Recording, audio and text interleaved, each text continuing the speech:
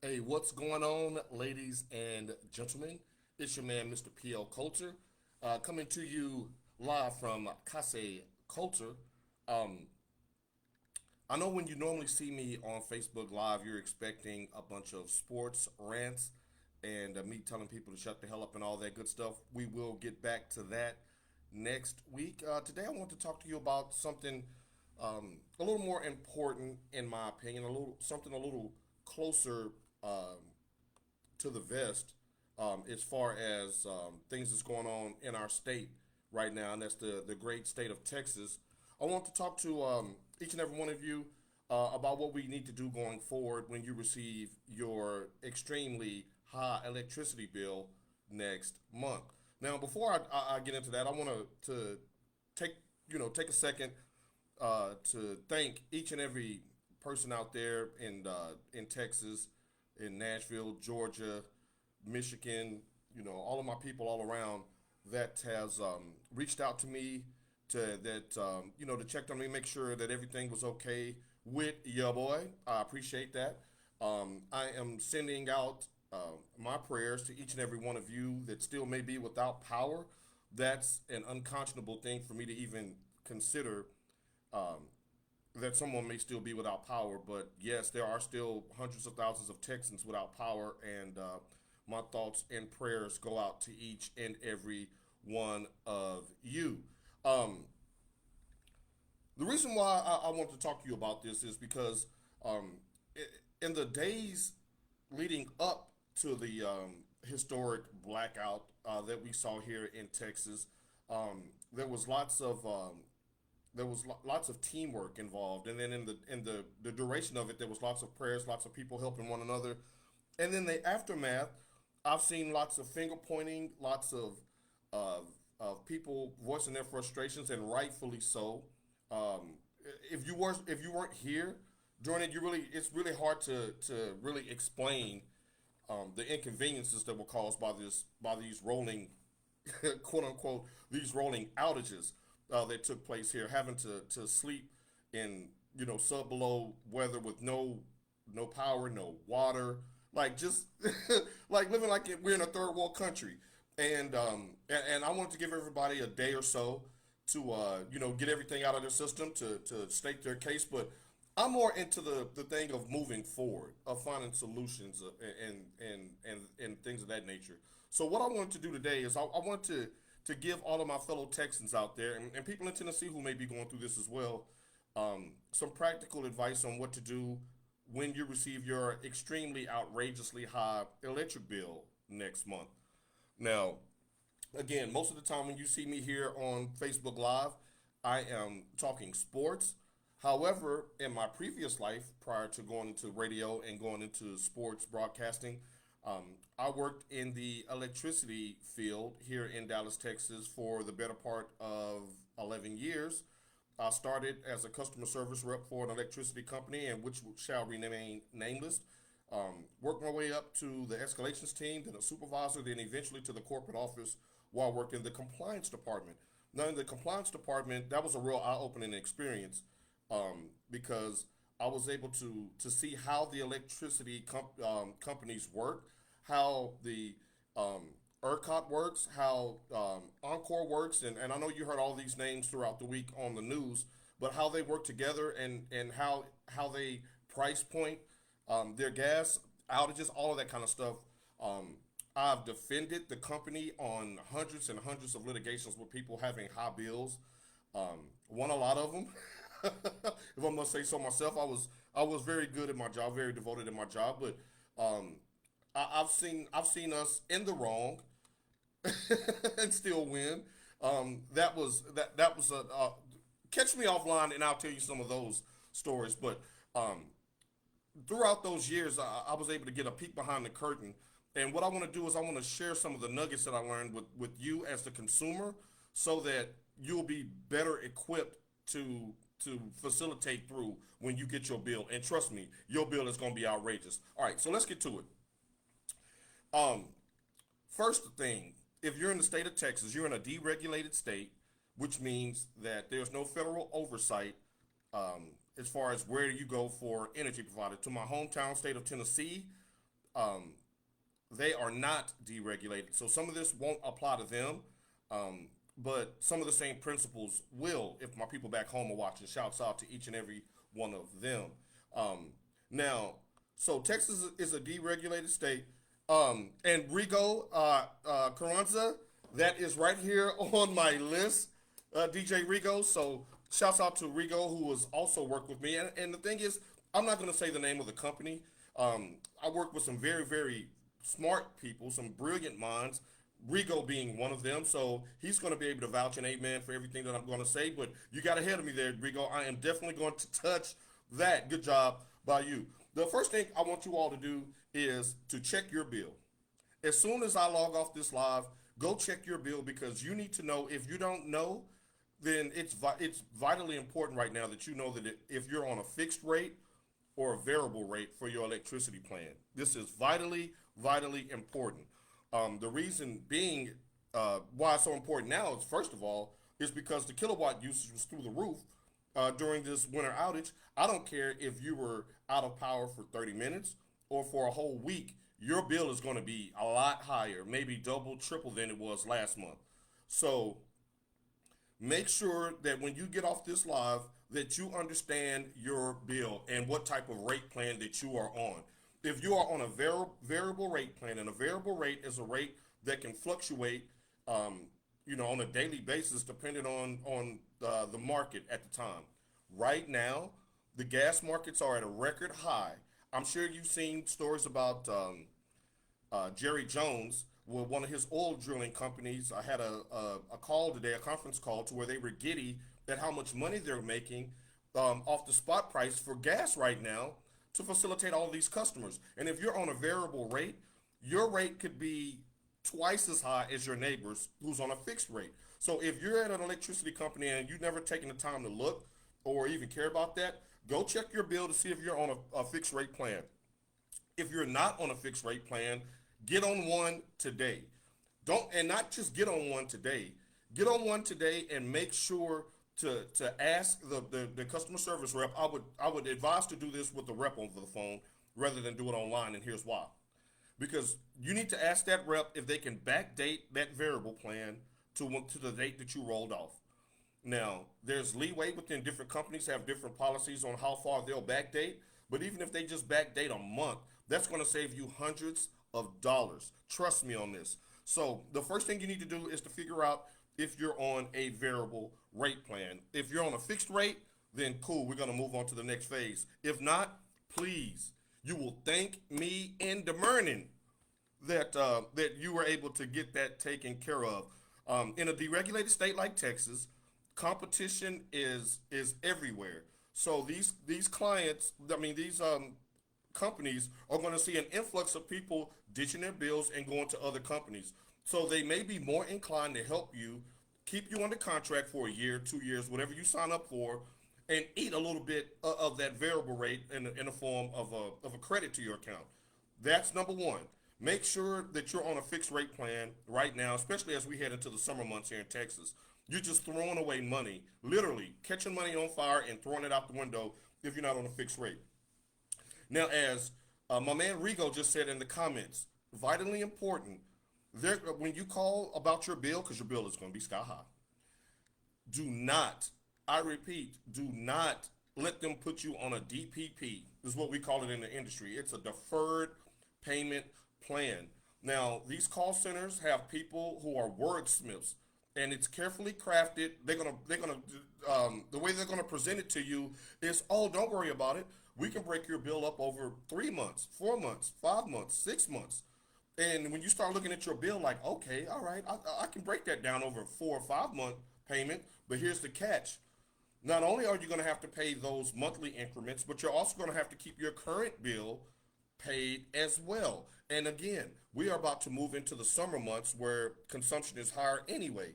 So what you're going to find yourself doing is basically like going to a payday loan.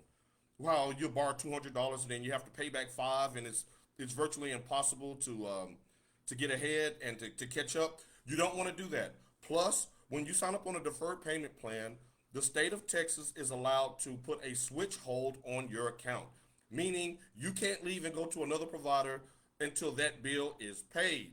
So you could find yourself in a worse condition than if you would have just like left and went to another provider. Now, I'm gonna say this part real low because I don't want to promote this for the Regos of the world who works in collections. But if you're pushed up against the wall and you have to choose between $1,000 light bill or your mortgage, your best option may be to go ahead and switch to another provider here in Texas while your account is in good standing. They can't block you from switching if your account is in good standing.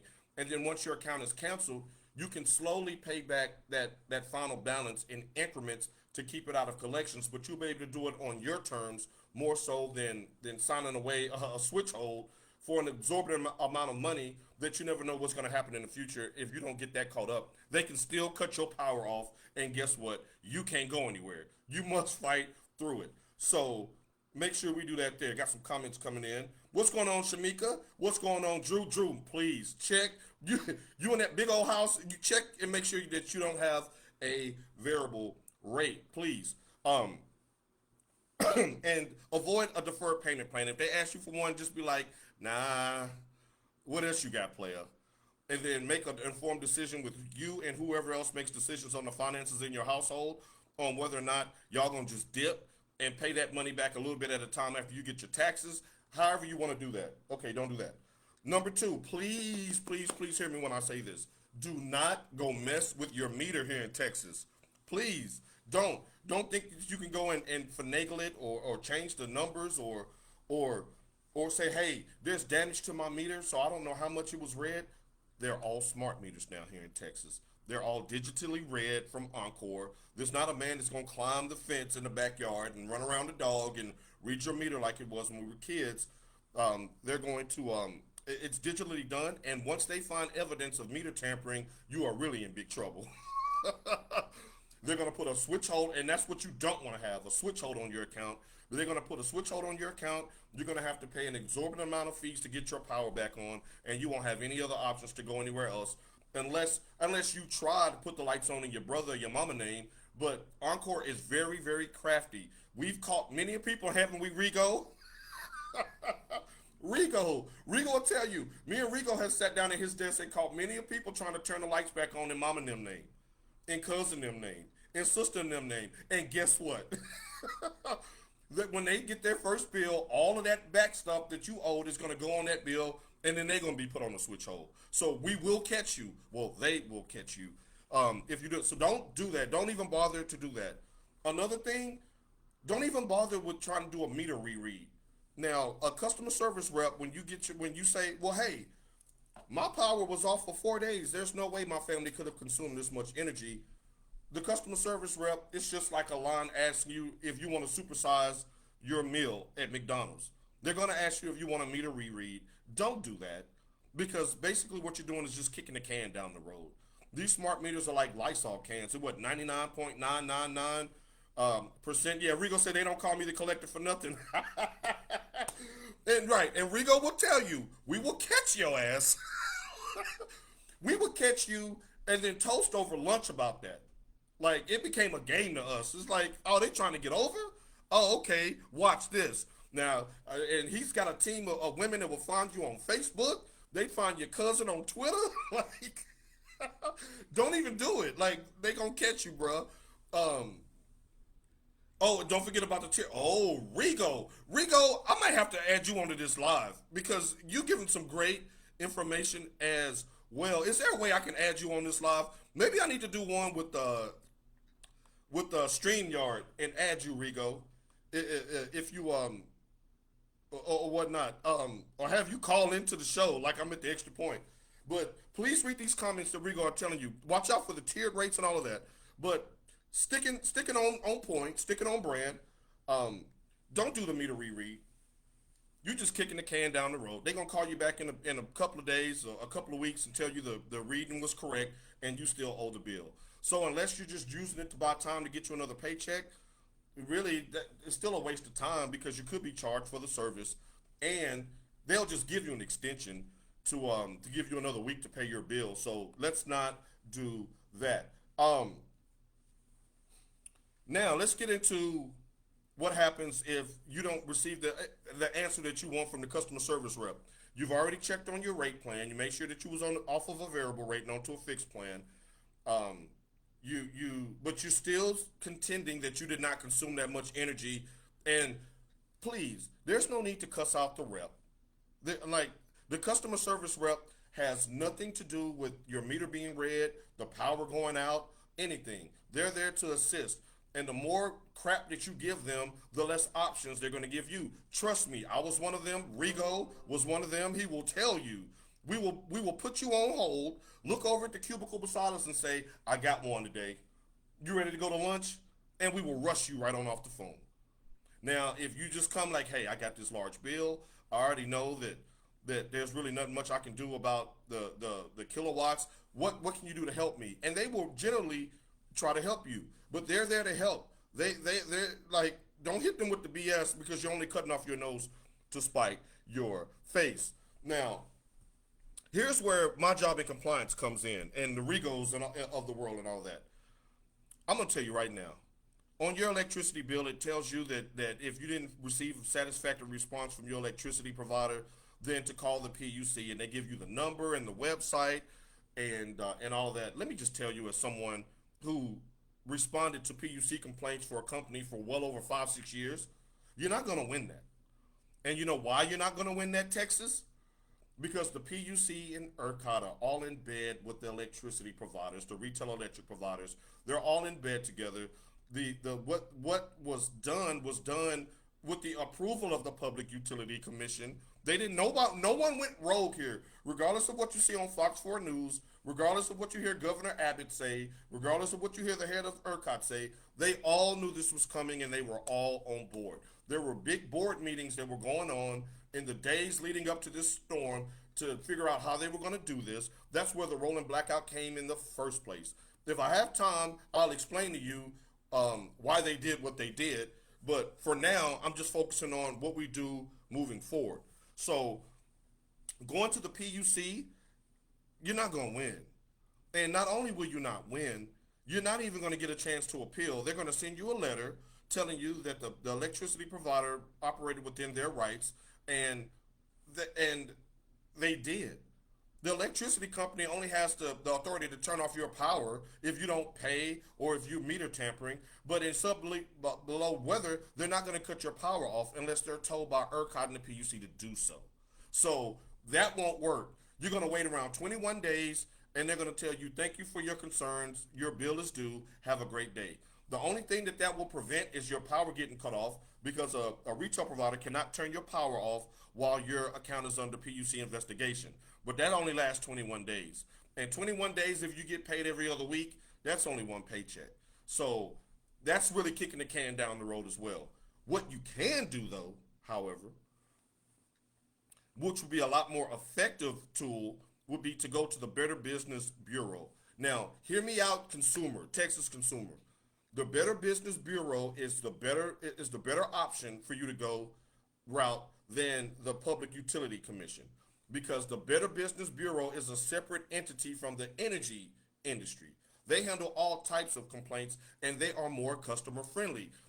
Think of it as a trial by jury versus a civil trial, where you don't have the same burden of proof laid upon you to prove your case. With the Better Business Bureau, they're about customer advocacy. So they're going to lean more in terms of what the customer is seeking to get out of the deal, and did you reasonably go to a certain level of measure to meet them at least halfway to address their concerns. And they're more, and you also have the right to appeal a decision that goes against you. Multiple appeals. And let me tell you what a multiple appeal will do. The multiple appeal will even cave a hard-nosed defense person like me. Rigo will tell you, after about 4 or 5 rebuttals from a customer from the Better Business Bureau, I'm going to walk over to the collections manager and say, hey, look, this dude ain't going away. They know their stuff. They're demanding justice. So can you please, what can you do to help me help this customer? And then we finally try to figure out how to meet the customer halfway.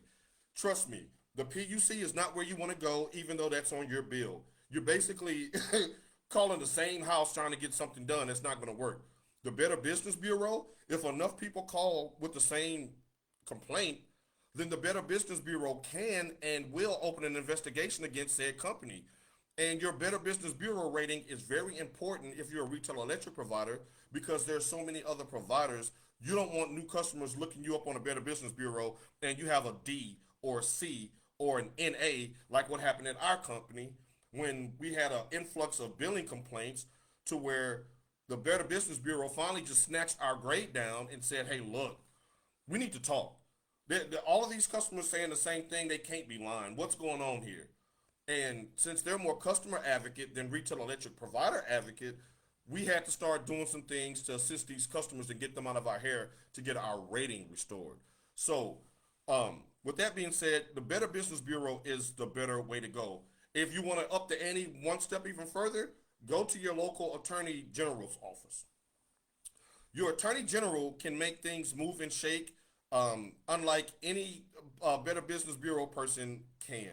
And nothing looks better for an attorney general than to have his constituents praise him for bringing down the big bad monster that's overcharging people in the midst of not only a global pandemic, but a natural disaster, which basically we went under the last week. So instead of going to the PUC, go to the Attorney General's office, go to the Better Business Bureau, and stay persistent. If they rule against you the first time, appeal. They rule against you, appeal, appeal, appeal. The Better Business Bureau is going to reach out to that company and say, hey, look, how can we make this person go away? And if they continue to rule against you, that's going to hurt you and your brand going forward. So that's one thing that you can do.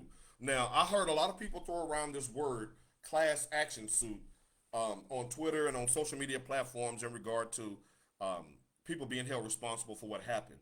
Now, do your research if you do plan to join a class action suit, and do your research on the lawyers who are attached to the class action suits.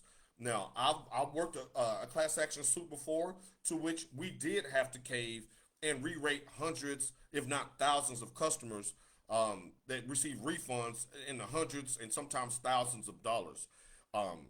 Class action suit can bring a company to its knees, but it's a lengthy process. A lot of those customers they wound up receiving refund checks. We had to track them down to find out if they were still living there because it had been years down the road. So hopefully, everything works out well with your bill. Your bill is going to be sky high. It's going to be high as hell. You're going to have sticker price shock when you see it. Just understand that's what's going to happen. But one, make sure that you understand your bill and make sure that you're on a fixed rate. If you're not on a fixed rate, do so immediately and see if they can backdate it. Two, avoid a deferred payment plan as much as you can. I would even tell you before you do a deferred payment plan, leave that provider, go to another provider, start fresh, and then pay off your balance with your canceled account to keep it out of collections until they receive all of their money as well. Don't go messing with your meter. You're gonna get caught, and it's gonna cost you a lot of money. Don't try to don't do that. Like they're gonna catch you every time. You can go to the PUC, but you're gonna be wasting your time. The only thing that's gonna buy you is 21 days of lights. But once that case is closed, that bill is gonna become due, and they can cut your power off at that time with another notice of disconnection. So hopefully, you guys learned something with this, Texas. Hopefully, for those that are still without power, my heart, my prayers go out to each and every one of you. Godspeed to you on getting that stuff back up and running. If you have any questions, feel free to hit me in the comments, hit me in the inbox. This is news you can use. So if you have any questions going forward, feel free to holler at me. I'm just trying to save y'all a dollar or two. It's hard out here in these Texas streets. And I just want to make sure that you don't get raked over the coals and have to relive this nightmare twice. It's your boy, Mr. PL Coulter, signing off. Y'all have a blessed one. We'll see you next week.